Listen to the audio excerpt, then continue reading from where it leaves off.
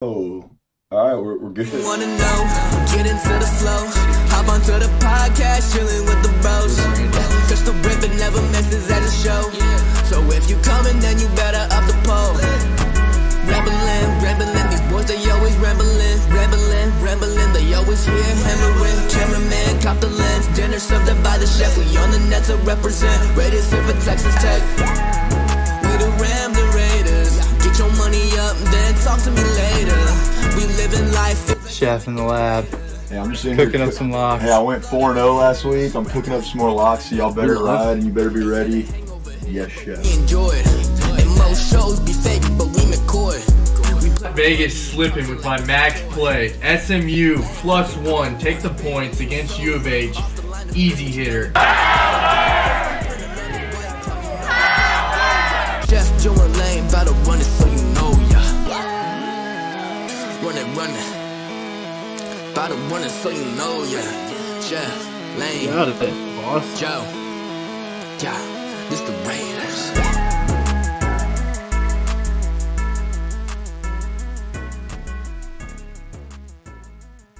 I love dubstep.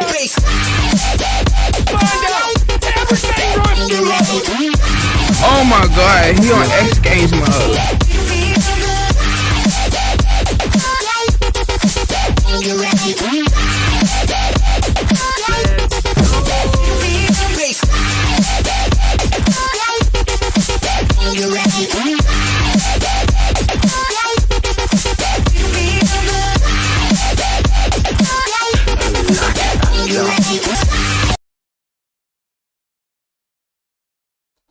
Let's see, boys. What is up, Oh, wait a Red minute. Raider Nation? We good? Let's get this. Yeah, I want to make sure. You know how Joe, are you at home? detail oriented I am. Yeah, All right, not bad. Are you at home? yeah, No vacuum going? Like you're actually gonna make it? Like you're gonna make it through this pod? yeah. I'm gonna try. Feels good to have Joe back in the lineup, dude. I don't even have an outline for us, man, because it's so fresh coming off that upsetting. I don't want to say heartbreaking. It's just we've kind of become accustomed to it, but that unfortunate loss to West Virginia. Welcome to the RIP, guys. I'm glad we have the whole crew. You have myself, the chef, even though I'm on a dirty 0-2 parlay streak Tuesday and You Wednesday. didn't hit one leg. Laney's locks. The under didn't hit? I'm just kidding. I don't know. You shut your mouth. Laney's locks, and then we also have Big Pick Joe, who had to wash his dog last time, couldn't be with us, but now he's all smiles and all bourbon over there. No, I don't think anyone would let Joe have a dog. Vodka. No, we'll be dog sitting next weekend. Dog sitting. Someone's actually trusting you with her dog. Yeah, family dog. I wouldn't leave Willie with you. I know that. Willie needs some extra attention though. Okay, so Dogs Everybody- relate to me because I'm an outside dog. everybody who's joining in right now, hit us with a thumbs up. Let us know how the volume is, the audio's quality. Let me turn it up so that the audio's quality, the visuals are good. Hopefully our mics are picking us up. And Lane, I remember we need to lean back a little bit and not get too close to the mics. Really like work on our posture, make sure we're broad. I have shit posture. Three beers and you heard. What's up, Renee? Hope you're doing well. Yeah, file in, hit us with that like button. Make sure you're subscribed. Tell your friends and family about it. This is the RIP every Wednesday. Time fluctuates. We're usually around 8 o'clock tonight. We waited till after the game. We do, questionable sports betting, questionable takes on Texas Tech, basketball, baseball, football, Texas Tech sports in general. And what else, man? Just some hot takes here and there, maybe? Like mild, like lukewarm, kind of Lukewarm mild. takes, mostly from Big Pick. Yeah, I would say so. What up, Mia? Sounds good. Yeah, everybody go ahead and join on in, and we're going to kind of treat this like a group therapy session. Like I said, I don't have an outline for us tonight. I want to kind of take it in stride, as I think the Texas Tech fan base has been taking this season in stride, one loss at a time. Really, really tough Joe, tough turnaround. What? What's wrong? I think Joe's talking to somebody else. Oh yeah, no, he does that, man. He's got demons right now. Like he's got demons in him trying to overcome. I was telling Haley that y'all made a joke about her vacuuming. Oh yeah. He was like, So "Oh, I'm sad I got missed that." quick plugs. Ramblin Raiders Media on YouTube. Make sure you're subscribed to us there. Also, our Facebook is Ramblin Raiders Podcast. That's the page. We also have Twitter at Ramblin Raiders, Instagram at Ramblin Raiders, and our TikTok is at Ramblin Raiders. I need to fix. We have 2 TikTok accounts somehow, but we're getting the other one active. So at Ramblin Raiders for all of our social medias. Make sure you're following, subscribe, like, 5 stars. Just the works, man. Make it count, and we appreciate all the interactions and follows and anytime that you guys do that. So, yeah, man, let's just kind of hop right into it. I don't want to skate around it. I want us to get through this, and it's not going to be pleasant, man. It's going to be tough to talk about, but Texas Tech falls tonight. Let me pull up. I know Lane had it up earlier. 76-61. 76-61 against the second worst team in the league at home, in a game where you lose Pop Isaacs, in a game where you start strong again and just slowly but surely lose your edge. I don't want to say lose your competitiveness, but you make mental mistakes and you lose that lead that you had throughout the course of the first 5-6 minutes when we look so good, and you end up kind of squandering it away. And this time around into a pretty large, into a pretty embarrassing defeat. Embarrassing loss. So I don't know. While I'm pulling this stuff up and kind of getting my head right, and by that I mean just drinking straight gin and water. I'll start with you, Lane. Like, what's your talking to our viewers right now that are tuning in on this? What's your takeaway for this team, this game? I mean, where do we go from here? Like, solve all of our problems right now. I mean, I don't know if they're solving the problems, but this team is just really bad in stretches that are so crucial in the game. The last 6 minutes of each half, it seems like every time we just can't, we struggle to score. We can't get rebounds when we need to. I mean, the big moments in each game, every game has certain stretches where there's several big moments, and it seems like every game, those plays always go the other direction, and it happens to be, the last 6 minutes of each half for this team are really bad. So that's just the first take. I don't know what Big Pick Joe's got. Oh, great. That under would have hit. So if Tech wins, the parlay cashes. So thanks a lot, Red Raiders. Thanks for that. Where the hell is the... Sorry, Joe, go ahead. I'm looking for the stats on this game.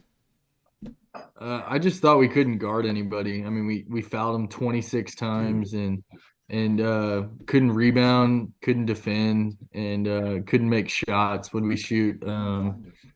Shot 3 for 20 from the 3-point line. Tough to beat teams like that. Yeah, shot the ball extremely poorly, extremely broke. We also can't guard. How many teams are going to shoot wide open threes? Our rotations are pitiful. Everyone seems to suck to the paint. If anybody gets a foot past us, everyone sucks, and it's just a simple, quick rotation for a wide open three that at the Division I level, you give up that wide open, people are going to knock them down in this conference. Real quick, let's give a shout out to the chat. Mia Sherman, what up, dude? Nick out there in Joe's country, Portland. Impressed y'all still have words to describe what's occurring. I mean, tonight we're just drinking and we're chilling, man. We got y'all. It's 8 minutes in. We have y'all for 22 more minutes. Yeah, my initial take on this is that it's really hard to win games when you can't defend the 3-point line and when you can't make threes yourself. The biggest trade-off going into this season was we're going to give up, some of our the guys that we lost, whether to the portal or that graduated, those long, versatile, athletic, scrappy, wings that we had, guards and wings. Last year, Marco Santos Silva, Kevin McCullough, TJ Shannon, who else do we have on there? Bacho, Bryson Williams. These guys can switch every position. They truly were versatile enough to guard every position on the floor, and defense was our identity. No more. Going into the offseason, it was, hey, we need to focus more on offense. And that's going to be the trade-off. We're going to take a little bit of a step back on D, but Coach Adams is the defensive savant guru. He's going to be able to coach him up. We're going to bring in some shooters, which Pop Isaacs, Jalen Tyson's a guy who we brought in who offensively, was pretty touted as being capable on the offensive end of the floor. Kerwin Walton, Damarian Williams, I don't know if Davion Harmon was really promoted as a three-point shooter, but brought him in. Kevin O'Banner is a guy that was on last year's team that can guard a lot of different positions defensively, but got to step up and fill it up for you. Some young guys that could shoot too. So we're going to be able to shoot the ball this year. I don't know about y'all. I mean, in the numbers, I'm sure there's some statistician out there that'll pull the numbers of, oh, well, we actually hit. I don't care, man. In critical They don't make big structures, in critical junctures of games, and especially tonight, and in the second half against Kansas State, when we need to hit open shots and we get good looks, guys get Jalen Tyson. Don't want to rag on him too much because he did some other things pretty well tonight, but dude got a lot of good looks at three. Couldn't knock one down. Kerwin Walton, made one and missed one. Pop Isaacs, I know he got hurt late. Didn't knock down a lot of threes. Kevin O'Banner hit a big one, I know, in the second half, but also missed a lot of big ones too. We can't shoot the damn ball, man. I mean, if you're not going to guard the three-point line effectively, or really, you got to guard it all. But especially tonight, we gave wide open threes. We tend to make teams turn into the Golden State Warriors on us. I don't know. I'm curious to what Bob Huggins like. Is the bank always open in Morgantown though? The bank must always be open. But one of the most critical points of the game is about the 8 minute point stretch. I mean, it's going to determine the game. They go on a run and get up, and then it's kind of out of the water for us. Yeah. In that stretch, we gave up 3 or 4 offensive rebounds on 2 possessions and 2 threes. I mean, you can't have that. It's just one of our buddies, I think it was Sherman in the group text earlier, said there's no grit on this team, and he's right. There's not. We don't have an identity. To Renee's point, this team isn't good at anything, and she's kind of right. They have zero identity of who they are. Yeah, and what they're good at and what they're going to do to win games. Yeah, they're good at things at times and then they're bad at them, and there's no identity, there's no consistency, and I mean, to me that's one of my biggest frustration points. I'll kind of throw it over to Joe, and I don't want to go off on a wild tangent here, but we can't knock down big threes, we can't hit wide open shots, and when you're not able to do that, and you don't have a guy that can step up and make those shots tonight, it was almost kind of like, and again, I'm not just trying to solo him out like for previous performances, I'm just saying he's the one that sort of took that initiative to take more threes, was Tyson tonight, and he couldn't hit them, man. Davion Harmon took a couple, couldn't hit them. I mean, we just can't shoot. We can't, whenever you don't have an outside attack and you're not a threat from beyond the arc, teams are going to be able to capitalize on that, and West Virginia did. You become easier to guard, and hell, we can't make big shots. Hell, we can't even get a big loose ball when we need one. So we can't do anything in the big moment, in my opinion. Nick, I'm sorry, I'm looking at the chat. Joe, coach us up, dude. Like, what does Mark Adams do moving forward to, at this point, you're not making the tournament. Now, hold on. According to the ESPN announcers, like, if you win 2 games in the Big 12, you're a bubble team. Yeah, I think those guys were... They might have. I don't know what metrics they're looking at, because that's hard for me to believe. I mean, Lane and I kind of talked about it. The Big 12 basketball gets the SEC football treatment now, which is nice. They were saying that they're back in there with a win at Texas Tech. I just don't. I can't understand how that would be the case, especially in over OU. But this team, I'm going to tell you right now, dude. They're not making the tournament this year. Joe, what do we do moving forward? What can Adams do to salvage this team? Because I'm not going to tell you who, but I had a text come in earlier, and someone brought up. I'll just quote what they said. I won't mention who it is, so that we know we have fans that'll, the mob will come out if you say one negative comment, the mob will rip you to shreds. But it says, I hope that we can figure something out. I predict this team will quit on Adams after tonight. That's what someone had mentioned. And how does he keep the locker room, Joe? How do you keep these guys together through this tumultuous time?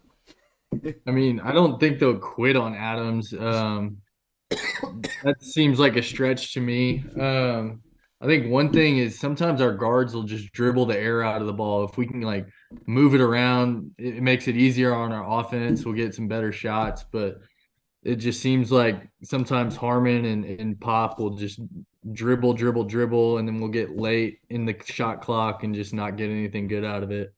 Yeah. So, and go ahead and throw in the chat, everybody who's tuning in. Make sure you hit us with that like button. If you're not subscribed, drop us a sub, share it, retweet it on Twitter. Can I make a comment real quick, an observation? It's funny how UT, they don't really care about Texas Tech, right? Until we start losing. And the only reason I bring them up is because unsolicited, I'm starting to our mentions on Twitter for Ramblin Raiders. We're up to 3 different UT burners, UT accounts coming in. 0-8, crying, laughing face. What was the other one? How do y'all feel about Marky Mark now? It's funny how a team that like really doesn't give a shit about you seems to always want to come back and chime in when your team's down. I know that's a good way to like show someone that you don't care is by like constantly attacking them and being like in their business, and interjecting yourself into whatever it is that is going on in their life. That's a good way of telling them that you don't really like F with what they're doing. Yeah, it's funny. It's funny how people come out of the woodworks. But I want to go back to that last anonymous text we had from a fan saying that, is this team going to quit on Mark Adams? He's going to lose the locker room. I think Joe's right. It's a bit of a stretch, but I think we are going to see these next, 10 or whatever games we have left. It's going to be a defining point for some of these young guys. Are they gonna lay down and lay down in games? And when they get down, it's just they're gonna lay down and get blown out. Or are they gonna scrap, fight, and get a couple wins to build some momentum going into next year? I think it's going to be crucial that Mark Adams keeps them together, keeps them fighting late in games, playing scrappy. We've played a lot of close games in the Big 12. The Kansas game, the Oklahoma game went into overtime. We've played plenty of close games. Are we going to continue to see that? Or are we going to see these guys lay down and start getting blown out, in the second half of games? Yeah. I think it's crucial that they continue to scrap and keep these games close and possibly get some wins for momentum going into the next season. So I think we see a bunch of guys jump in the transfer portal too. I think Tech gets hit hard in the offseason, which isn't necessarily a bad thing. We just need to reload. Hey, Texas Tech, we don't rebuild, we reload. Or this year we creator. I don't know. So here's my thing, and actually that was a good segue, Joe. Tonight, something I think that's interesting that you saw, and I know Fardas being out. I didn't see the injury report. He was in his back in his boot, so I'm not sure what his status is. I think for the rest of the year, you kind of probably move forward thinking he's not playing. He's not really a viable option at this point. It sounds like he's in and out of injury, banged up. So that played part in what I'm about to say here. But I thought it was interesting, something that we brought up on the Ramblin' pregame Twitter space. Young guys played a lot of minutes tonight. Robert Jennings saw a lot of action. Elijah Fisher saw a lot of action, which, by the way, this game was officiated both sides. I'm not going to complain solely that Tech got screwed. I hate the way this veteran crew, as the announcers were saying, refereed this game where, you have 10 fouls in 3 minutes in the second half. Absolute bullshit. Extremely touchy. It takes teams out of their flow. It's just annoying for both sides. There were touch fouls, and also Lane and I were talking about, it puts a standard on the game that's impossible to live up to, and that's that when you call every ticky-tack foul, you have to be consistent and continue to call them. So then all of a sudden you have a legit foul that you miss, and everyone's sitting there going, well, you just called the last 5 soft-ass, touch fouls. Why don't you call that one? So if I'm a ref, I'm erring on the side of let them play more than calling every foul. They called 3. 2 of them were, one was on Jalen Tyson. 2 of them were on Elijah Fisher. Terrible loose ball, what should have been jump ball situations. They called 2 fouls on Elijah Fisher it was so annoying. Like, when you got guys diving on the floor, jumping around, scrambling, when 2 dudes get their hands on the ball and it's for a second or two, call a jump ball, man. Just call a damn jump ball. You can't be calling loose ball. I thought this crew as a whole, not just for against Tech, against West Virginia, in totality, this group had an absolute terrible showing tonight as far as reffing. Stop interjecting yourself into the game. Stop blowing the whistle every damn trip down the court. That's awful. But anyways, Elijah Fisher plays more. Robert Jennings plays more. What does that signal to y'all? To me, that's a sign of, your point, Joe, you talk about the portal. I think moving forward, Mark Adams, Jalen Tyson seems to be bought in, seems to be supportive of Adams, and you never know what a guy's going to do after the season. You never know. Same with Pop Isaac. Seems to be that guy bought too. in, but you legitimately never know what's going through these guys' heads. You never know the kind of money they're getting offered from other places. We could lose them absolutely, but it seems like those two guys are bought into what we're doing. What about Elijah? I mean, what do y'all think the prospects of us keeping these young guys look like right now?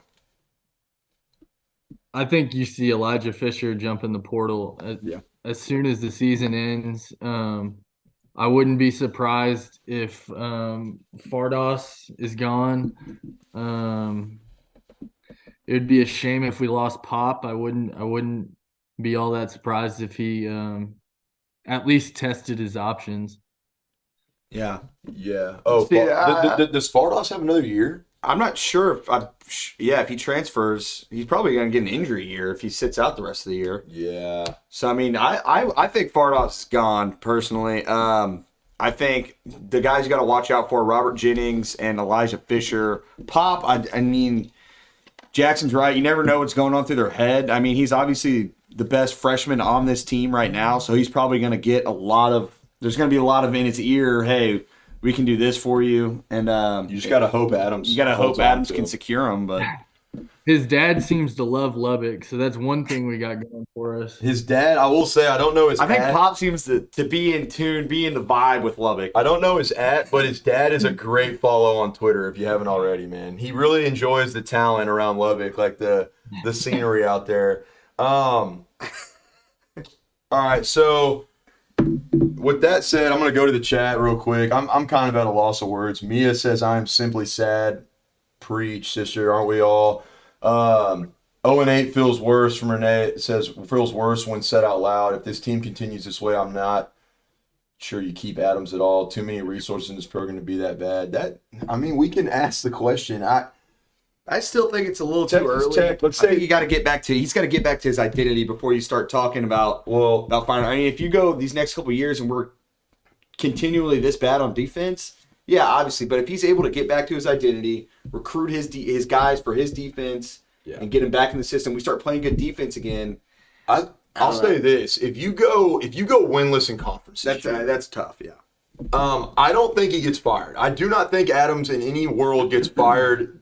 Even if he loses every game from here on out. I think, didn't we just sign him to a huge deal? We did. Yeah, after last year. The classic mistake of let's blow out this contract after one successful season. Well, we did it with Joey, but at least Joey went 8-5. Hey, you're only as good as your last game you gave me, man. That's the mentality of a lot of fans. I'll say this. I don't think Adams gets fired this year. However, if you go... which now is looking like a real possibility. I mean, I still think we're going to steal one at home. Hopefully it's against UT. I think we're going to beat someone. I think we're actually going to beat someone pretty big. I think we're going to beat a top 15 team at home this year. Well, because what's going to happen is one of these games, Pop Isaac's hopefully coming back. Kevin O'Banner, one of these games, all these shots are going to fall. Like threes, all these promised threes are actually going to go in. We're going to beat a team, but as bad as this year's been, I think next year Adams goes from, goated, took us to a Sweet 16, to if you don't make the tournament, rumors are circulating. Yeah, I agree. I mean, if you don't that's just the nature of this league. If you don't make the tournament next season, there's talk. There will be discussions of should you be going or not. This year, I mean, worst case scenario, we do not win a game in conference. The next year he's on the hot seat. You have to put your team in a position to where you're a bubble team at least. Yeah, because the regression, and I'll say this, I hate to, Texas Tech leaves me no choice but to take a turn to negative town. I hate the fact, oh God, what was I going to say there? You're going down negative town. I'm about to bring it back with positive town. What was I about to say? Oh, the regression of this team, it truly, from what we did last year to what we're seeing this year, is really bad, man. It's really bad. I mean, even I don't care if you bring in young guys, which again, someone dispelled that. I didn't want to say it in the Twitter space earlier when someone brought it up, but our buddy Roger on Twitter dispelled that we're actually not that young of a team. We're a very middle of the pack team. There's new guys. We're on the team, but they're nuanced, not young. Yeah, in the sense of like we got some young guys, but we got some old dudes on this team too. We're not that young. You have a lot of turnover, which is tough, and that's why it's important to keep continuity with players and have guys, retain guys in the program. But the step you take back from his first year to this year is considerable enough. If we're sitting there, you win 2 games, you got 2 wins in conference, and you're pretty bad, but you're still, competing like we are with a win or 2. That's one thing. This is a colossal fallback. And here's the thing. It's pretty damning. Here's the thing we want to talk about as well. You've seen, how bad we've gotten from last year to this year. What about the beginning of conference to tonight in conference? I think we were playing a lot better at the beginning of conference. Yeah, we lost close games, but we were in those games playing better, playing at a higher mark. To these last 2 games, you get blown out at home against West Virginia, and you lose K-State on the road. K-State on the road and get blown out. The Iowa State blowout. I mean, you're starting to play worse and worse in conference play as it goes, and that's what I'm talking about. Well, it kind of goes to the point after tonight. Is this team going to lay down and just start getting blown out, or are they going to scrap and find some wins? So I'm going to look at who we have next, and someone else brought that up in a text earlier. Again, I won't disclose the name, but said, or I mentioned earlier, like when they said, does Adams lose this team in the locker room at this game?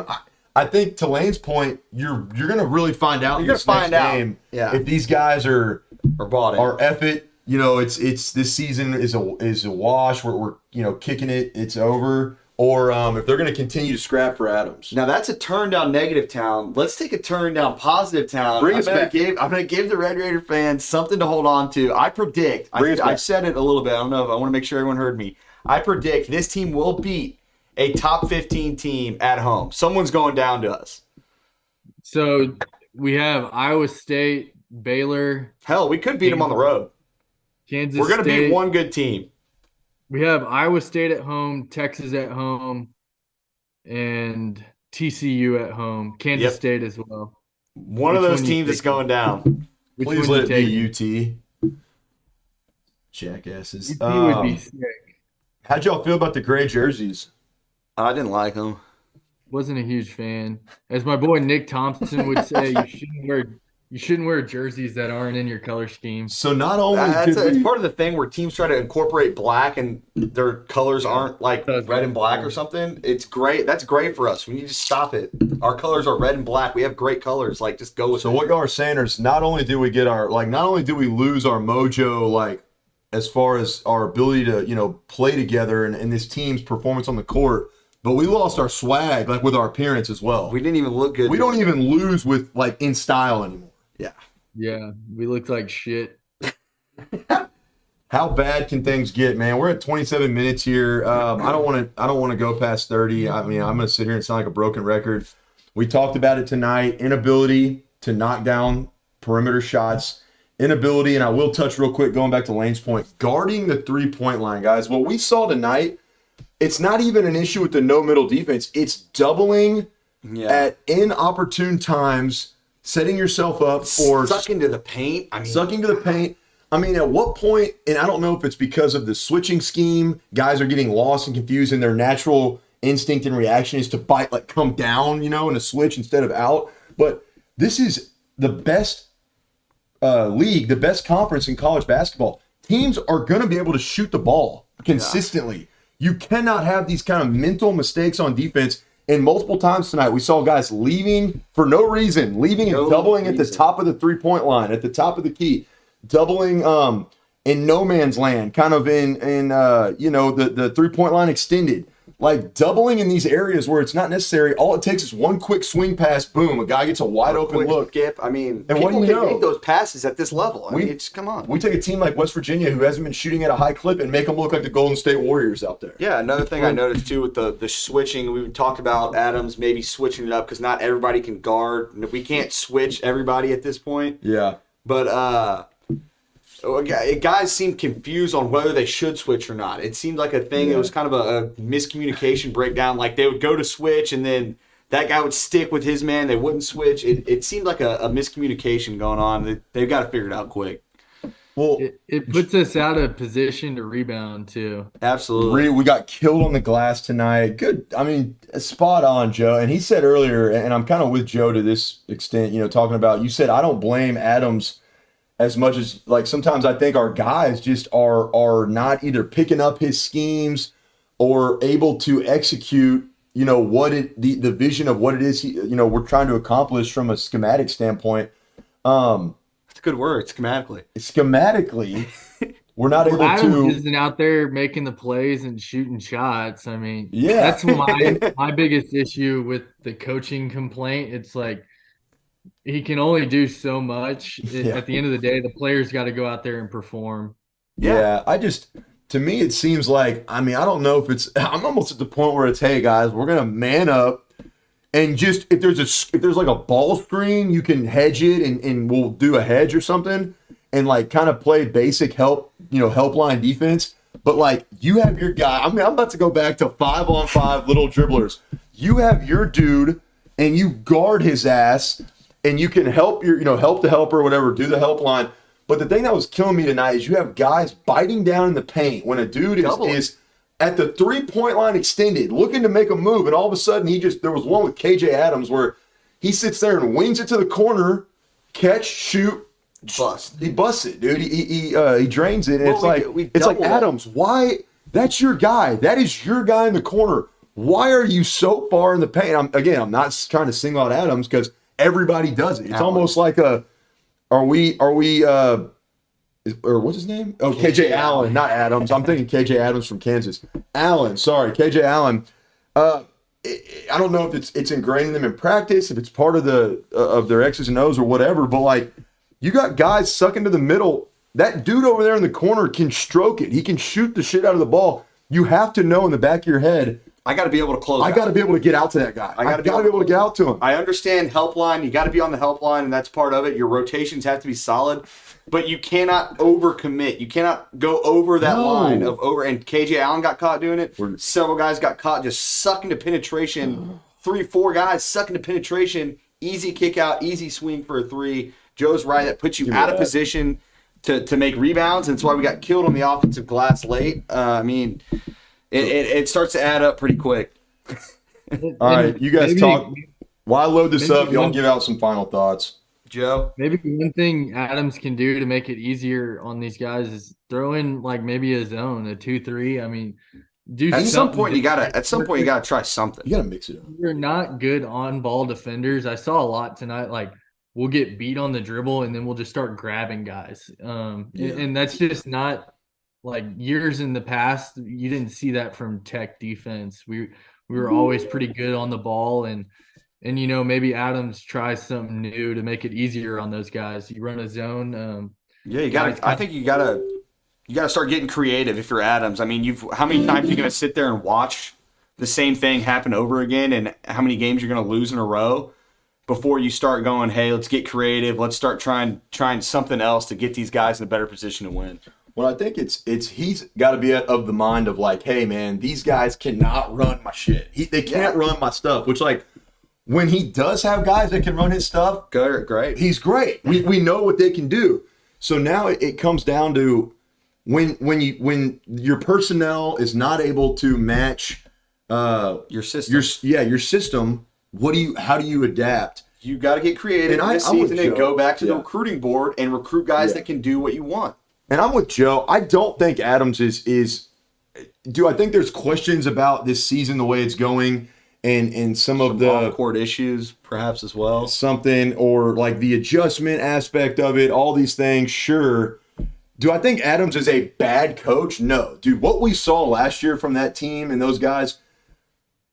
No, I don't think he's a bad coach. It's not easy. I don't care who you have on your team. It's not easy to get to the Sweet 16. It never is, no matter who you got. Being a game with Duke. And being a game with that good of a Duke team, I mean, it takes good coaching, and that's what we had last year. So, I mean, to write him off so quick this year, I'm just not quite there. No, I'm not quite there yet on Adams either. But I will say the how far we have fallen as far as results in the win-loss column is enough to warrant a head nod. What? If you go winless in conference, people are going to start talking. Your seat starts to get a little hot. I mean, that's if you lose that many games. Right now, like It's in his gotta be. car on the 3 seat warmer thing, I'd say he's on 2. I say he's on 1 right now. He's on 1 right now. But We're if he only goes, halfway through. We're not even halfway through Big 12 play. if he goes winless, it goes all the way up to 3.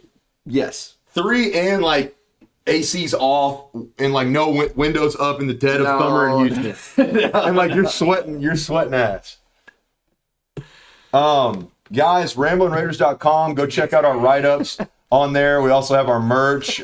Be sure to check our merch out too. We got some more promos, things coming up. As the year goes on. How many days, if Mia's still in here, how many more days till baseball season? I don't know. Because we will be attending the Houston, whatever it's called, the Shriners Classic, where Tech will be taking on A&M. I believe LSU's in there. There's some Mia would know better than me. And We're gonna getting tickets to that, huh? Yeah, we're getting tickets to that going to that, so we're going to defer to her on there. But we're going to keep bringing y'all some content. Be aware of our Friday episode. We're going to do like a 15-minute gambling segment where we're going to give you all the best hits of the week. I know, Chef Nation, we're down a little bit bad right now, missing our parlay tonight and our 3-leg last night. I'm not going to like throw him under the bus, but the 3rd leg that did miss was a recommendation from my boy on the screen right there, Big Pick. And some are saying Big Pig Some are has saying, gone cold. some are saying Big Pick's washed, man. Y'all are crazy, man. I've been doing very good. I'll throw this one back on Chef. I never told him to parlay it. I said 2 individuals. He would have made money if he didn't parlay it. 26. That's I a man believe. that who knows his stuff right there. He covers his own ass. Oh my God. Sherman says Adams needs to go on a walkabout in the Outback. Yes, he does. 22 days until happiness. 22 is my lucky number. That's a sign. 69mega.com. 84% will find a girl. Oh man, that's That's a high Hey, man. percentage. that's good percentage, but like that's some unsolicited feedback that we did not want. So come Well, on, boys, mega.com. We got bots in here now. It's time to get out of here. Let's cheers. We have made it. We have bots. We got bots in our feed. You know we're legit. With that, hey guys, keep your guns up. Try to keep your heads up. Something's got to give. What's that movie? Something's got to give at some point. And I don't know. This team's going to have to dig deep and find a way. We're going to keep digging Hey, deep. we're gonna win one. And we're going to keep bringing y'all this content. Ramble on. Guns up. We love y'all. We out. See you guys. I got to go troll some UT accounts real quick. I'm going to go on 69mega.com.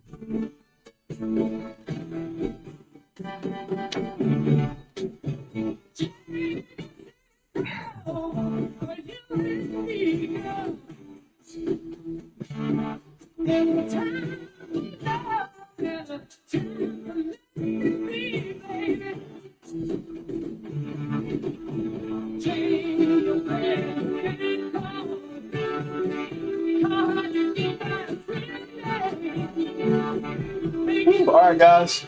We'll see y'all next time. Drop us a sub.